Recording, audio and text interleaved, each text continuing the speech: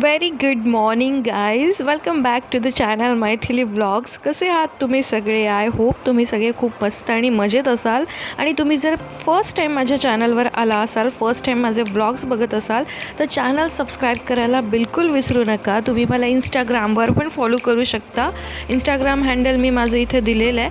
आणि मी आत्ता करते आहे पालक आणि बटाटा मिक्स भाजी. थोडीशी वेगळ्या पद्धतीनं करते आहे. यामध्ये मी लसूण टाकलेलं आहे, फोडणीला हिंग आणि लसूण टाकलं आहे. त्यानंतर सुकी मिरची टाकली आहे, लाल सुकी मिरची. आणि त्यानंतर मी कांदा टाकला आणि कांदा छान परतून घेते आहे.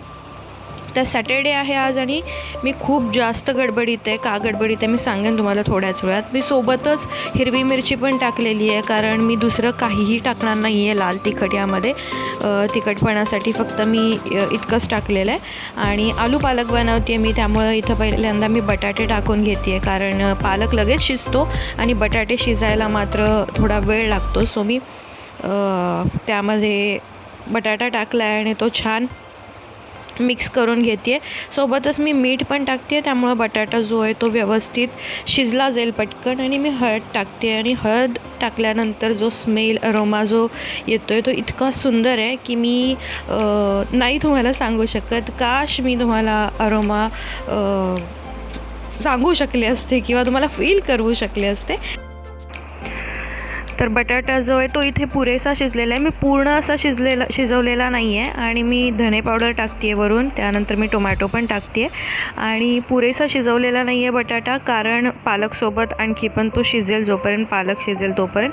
सो थोडासा शिजवायचा मी बाकी ठेवलेला आहे. आणि त्यानंतर आता मी यामध्ये टाकणार आहे स्वच्छ चिरून घेतलेली, धुवून घेतलेली पालकची भाजी, पालेभाजी.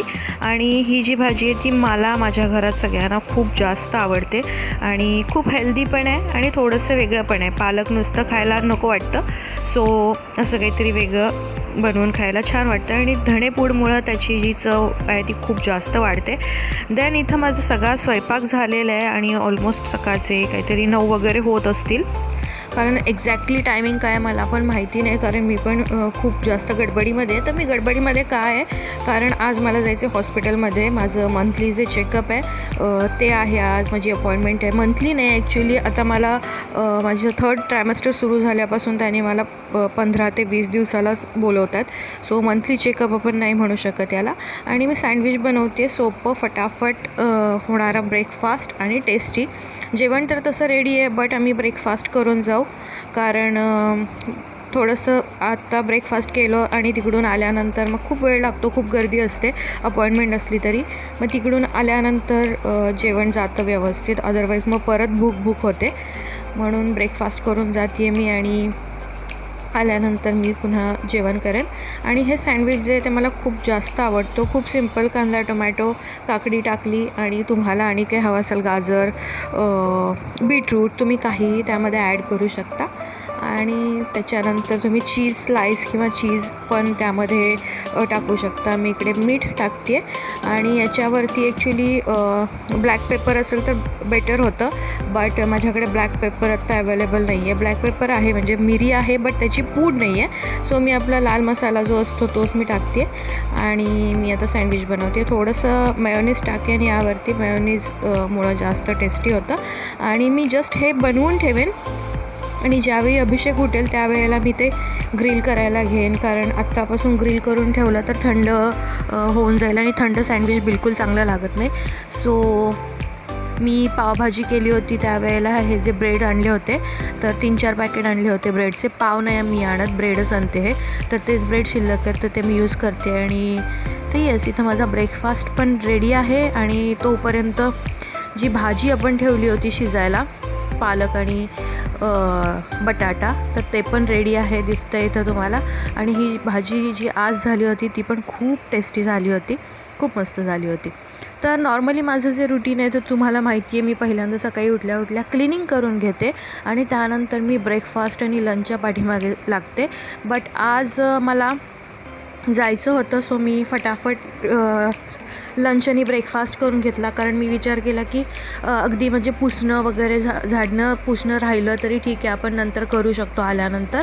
बट जेवण कधी येऊन करणार आणि बाहेरचं खाणं मी टाळते सध्या. सो मी असा विचार केला की पहिल्यांदा मी जेवण बनवून घेईन, ब्रेकफास्ट करेन आणि त्यानंतर मी जेवढं क्लिनिंग होतं तेवढं करेन आणि जेवढं नाही होणार ते नंतर करेन असं मी ठरवलं होतं. बट माझं ऑलमोस्ट सगळं झालं. बस फरशी पुसायची राहिली, ती मी आता आल्यानंतर पुसेन की नाही पुसेन हे मलाही माहिती नाही आहे. म्हणजे ॲक्च्युली त्यावेळी माहिती नव्हतं, आत्ता व्हॉईस ओव्हर देताना मला माहिती आहे मी नाही पुसली त्या दिवशी फरशी, कारण मी खूप थकून गेले होते.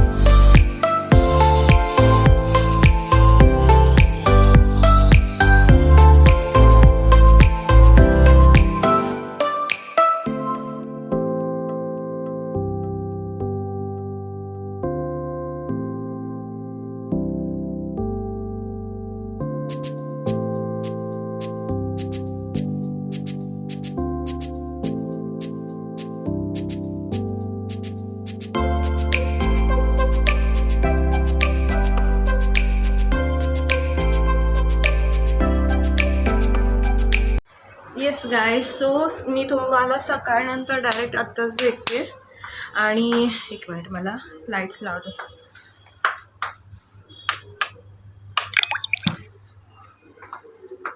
डायरेक्ट मी संध्याकाळीच तुमच्याशी बोलते, कारण झालं असं मी गेले आणि मला काल परवापासूनच थोडंसं घसा दुखत होता आणि सर्दी आल्यासारखं वाटत होतं आणि मी आज दवाखान्यात जाऊन आले आणि जशी आले तसं खूपच मला सर्दीचा त्रास व्हायला लागला. सो मी आल्यानंतर किरण मी आम्ही दोघी पण झोपून गेलो आणि त्यानंतर मग उठून मध्ये व्लॉग वगैरे काहीच शूट केला नाही आणि मग उठून त्यानंतर तुमच्याशी मी बोलते. आणि येस, आत्ताच मी बेडशीट चेंज केली आहे. एकच पिलो आत्ता इथे, एकच पिलोला मी कवर घातलेला आहे, दुसरं अजून तिथेच पडलं आहे कारण बेडच्या आतमध्ये आहे पिलो दुसरी आणि ते वरती घ्यायला मला एकटीला नाही जमत आणि अभिषेक बाहेर गेला आहे. सो तो आल्यानंतर मी दुसरी पिलो हे करेन. आणि मला खूप आवडतात बेडशीट वेगवेगळ्या हे करायला, पण प्रॉब्लेम हा आहे की ही जी बेडशीट आहे ती माझ्या बेडला किंवा या सगळ्याला बिलकुल मॅच नाही होत. पण असं होतं की मॅच होत नाही म्हणून नेहमीच एकसारख्या कलरच्या बेडशीट घेतल्या जातात. सो मी आता यावेळेला ही छान जरा मला बऱ्याच दिवसापासून घ्यायची होती रोजवाली, सो ती मी घातली आहे, पण ती मॅच तर नाही होते. तर येस, हा पोल्का डॉट ड्रेस घेतला होता आम्ही सोशल मीडियावर टाकण्यासाठी, कारण हल्ली पोल्का डॉट घालून सोशल मीडियावर फोटो टाकले की तुमची प्रेग्नन्सी आहे असं सगळे समजतात. बट ते काही झालंच नाही. मी फर्स्ट टाईम कुठल्या तरी सोशल प्लॅटफॉर्मवर सांगते इथे, यूट्यूबला मी कुठेच अजून सांगितलंच नव्हतं माझ्या प्रेग्नन्सीबद्दल, कुठेही कुठला फोटोही नव्हता टाकला. आणि अखिराच्या वेळेला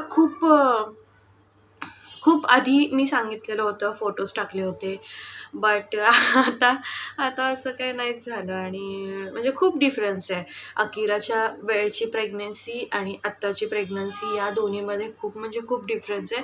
तर या विषयावर आपण बोलू कधीतरी म्हणजे अजून 1-2-3 दिवसानंतरच्या ब्लॉगमध्ये, कारण आत्ताचा ब्लॉग ऑलरेडी एवढा मोठा झालेला आहे. सो मी काय बोलत होते, सो या विषयावर मी नेक्स्ट ब्लॉगमध्ये तुमच्याशी बोलेन. आणि मला आयब्रोज पण करायचे आहेत, सो मी करेन. आणि येस, मला आता काही कामं करायची आहेत तर ती मी करते आणि तोपर्यंत तुम्ही कुठेही जाऊ नका.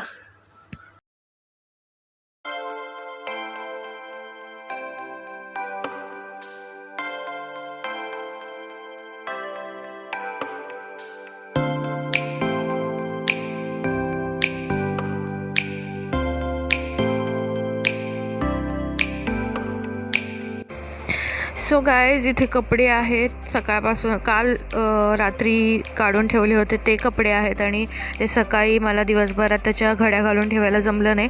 आणि हे कसं काम आहे ना की जे नाही आवडत मला करायला, आणि जितकं आपण पुढे ढकलू तेवढं पुढेच जातं. तुम्हालाही हा एक्सपिरियन्स असेल. कपडे फोल्ड करणं हे आपण त्यावेळी केलं तर ठीक असतं, कारण जर त्याचा ढीग समोर असेल तर ते फोल्ड करायची इच्छा होत नाही आणि त्यानंतर ते तसेच पडून राहतात आणि एक दिवस इतके सारे होतात की मग खूप कंटाळा येतो हे करायचा. त्यामुळे मला कितीही कंटाळा आला असेल, मी कितीही थकले असेल, तर कपडे फोल्ड करून ठेवणं किंवा घडी करून ठेवणं हे मी नक्की करते. मी ते स्किप नाही करत ते काम, आणि इथं मी तेच करते. सोबत अकिरा इकडे तिकडे खेळते आहे आणि संध्याकाळचे 7:30 पावणे 8 झाले असतील, मला आता आठवत नाही आहे त्यावेळी किती वाजले होते. मी टी व्ही बघते आणि सध्या 1-2-3 सिरियल्स आहेत जे मी कंटिन्युअस बघण्यासारखे आहेत असं मला वाटतं, म्हणून मी बघते. कारण मी अशी काही सिरियलची खूप मोठी फॅन वगैरे नाही आहे, बट काही असतात छान बघण्यासारखे, सो ते मी बघते इथे. आणि सारखी रिमोट घेऊन मी तेच चेंज पण करते, तुमच्या लक्षात येत असेल.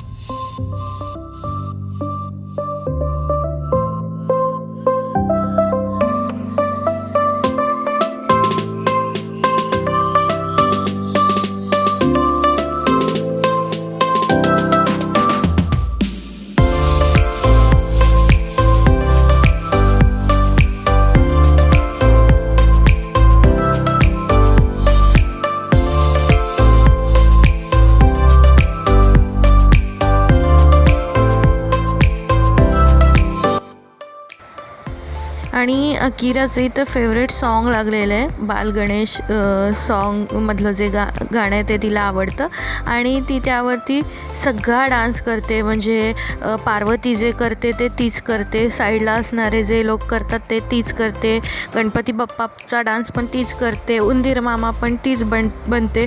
हे सगळं जे आहे ते अकिरा स्वतः करते.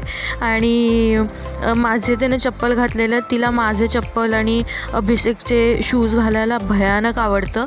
आणि अकिरा असली की म्हणजे खूप माझं असं हे होतं ना की मी विचार करते की जर मला अकिरा इतक्या लवकर नसती झाली तर मी एकटीने कसा वेळ काढला असता. अभिषेक असा दिवस त्याच्या शोला जाणार आणि मी एकटी काय केलं असतं, कारण अकिरामध्ये माझा वेळ कसा जातो हे मला बिलकुल नाही समजत.